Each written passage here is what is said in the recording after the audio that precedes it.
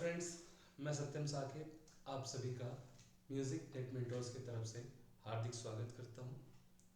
इस वीडियो में हम लोग आज बात करने वाले हैं उस्ताद अब्दुल करीम खान साहब के बारे में। तो सबसे पहले हम ये जानेंगे कि उस्ताद अब्दुल करीम खान साहब का जन्म कब और कहाँ हुआ था। तो उस्ताद अब्दुल करीम खान साहब का जन्म 11 नवंबर 1872 को किराना, जो कि उत्तर प्रदेश में एक जगह है, वहाँ हुआ था। उस्ताद अब्दुल करीम खान साहब किराना घराने के संस्थापक के तौर पे भी जाने जाते हैं।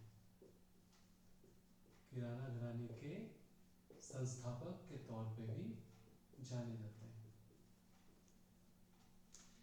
इनके सगे भाई थे उस्ताद अब्दुल हक खान साहब। अब्दुल हक। वहीं इनके चचेरे भाई थे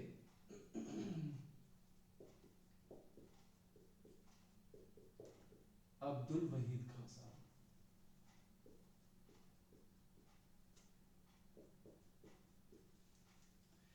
अब इन तीनों नामों को देख करके आपको थोड़ा सा अपने मन में एक संशय हुआ होगा। वो होना बहुत आम बात है, क्योंकि आपने किसी किताब में पढ़ा होगा कि किराना घराने के संस्थापक उस्ताद अब्दुल करीम खान हैं। कहीं आपने पढ़ा होगा उस किराना घराने के संस्थापक अब्दुल वहीद खान हैं। कहीं आपने पढ़ा होगा कि किराना घराने के संस्थापक अब्दुल हक खान हैं।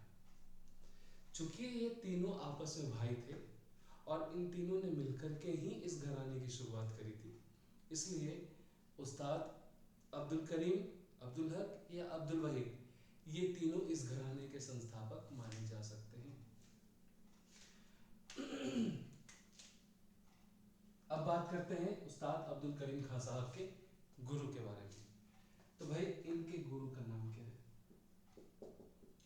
तो उस्ताद अब्दुल करीम खान साहब ने संगीत की तालीम अपने पिता काले खान साहब से ली थी।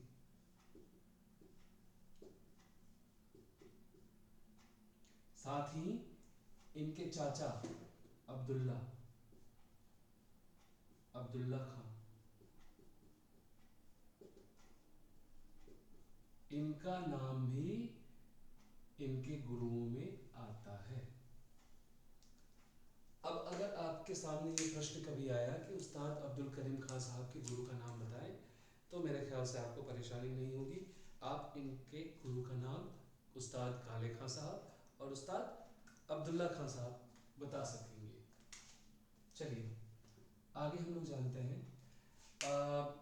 अपने शुरुआती दौर में, मतलब अपने जीवन के प्रारंभिक दौर में, यानी बचपन के हैं या फिर टीनेज के हैं, उस समय उस्ताद अब्दुल करीम खान साहब अपने सगे भाई अब्दुल हक खान साहब के साथ डुएट सिंगिंग भी किया करते थे।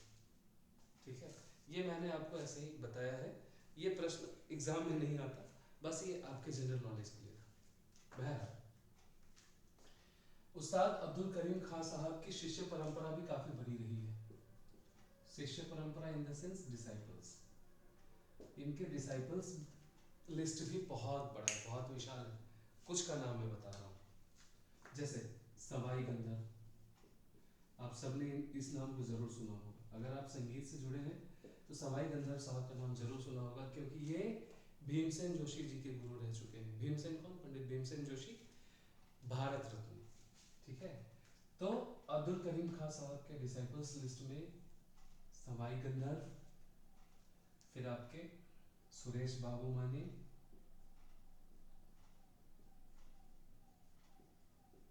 हीराबाई बड़ोदकर,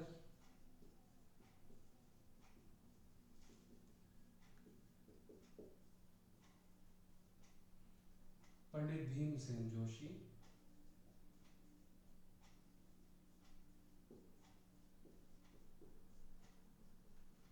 और भी न जाने कितने, बहुत सारे कलाकार इनके डिसाइपल्स में आते थे, जिनमें मुख्य लोगों का नाम मैंने आपको बताया।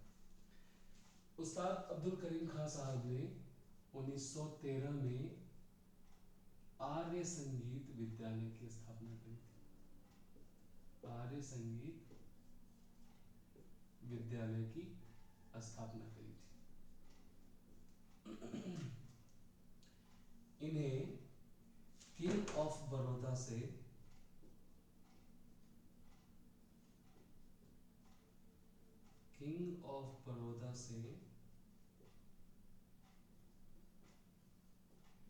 राजाश्रय प्राप्त था।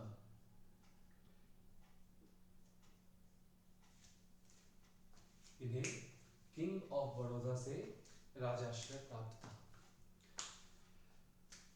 अब सबसे अंत में बात करते हैं इनकी मृत्यु की। इनका डेथ कब हुआ था? इनकी मृत्यु हुई थी 27 अक्टूबर 1937 को। 27 अक्टूबर 1937 को पौंडीचेरी जाने के क्रम में इनकी हृदयाघात से मृत्यु हो गई थी, हार्ट अटैक से। खैर, आज की इस वीडियो में हम सब ने जाना उस्ताद अब्दुल करीम खां साहब के बारे में। एक बार मैं रिपीट कर रहा हूँ आपके सामने।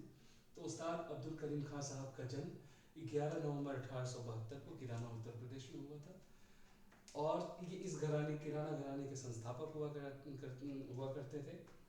किराना घराने का नाम किराना भी इस कारण से ही पड़ा था क्योंकि उस्ताद अब्दुल करीम खां साहब का घर किराना नामक जगह पे था। तो इन्होंने अपने नेटिव प्लेस के नाम पर अपने घराने का नाम किराना घराना रख दिया था। इनके सगे भाई हुआ करते थे उस्ताद अब्दुल हक खां साहब, जिनके साथ इनिशियल स्टेज में इन्होंने स्टेज शेयर किया है। इनके चचेरे भाई हुआ करते थे उस्ताद अब्दुल वहीद खां साहब, जिन्हें बहरे वहीद खां के नाम से भी जानते हैं। बहरे वहीद खां साहब के नाम से भी हम जानते हैं। 1913 में इन्होंने आर्य संगीत महाविद्यालय की स्थापना करी थी। इनके गुरुओं में काले खां साहब और अब्दुल्ला खां साहब का नाम आता है। इन्हें किंग ऑफ बड़ौदा से राजाश्रय प्राप्त था। इनके शिष्य परंपरा काफी विशाल रही है, जिसमें से कुछ डिसाइपल्स का नाम मैंने यहाँ पे दिए हैं। सवाई गंधर्व हो गए, आपके सुरेश बाबू मानी हो गए, हीराबाई बड़ौदकर, पंडित भीमसेन जोशी हो गए। हाँ, एक बात और मैं यहाँ पे मेंशन करना चाहूँगा, सुरेश बाबू मानी और हीराबाई बड़ौदकर इनके बेटे और बेटी थी। ठीक है, हीराबाई बड़ौदकर जी को चंपाकली नाम से भी जाना जाता है। उस्ताद अब्दुल करीम खां साहब की मृत्यु 27 अक्टूबर 1937 को हृदयाघात से हुआ था। तो आशा एवं उम्मीद है कि आपको ये क्लास आपके लिए काफ़ी लाभदायक रहा होगा। बस हमारे चैनल को सब्सक्राइब करें, लाइक करें। आपका बहुत बहुत धन्यवाद।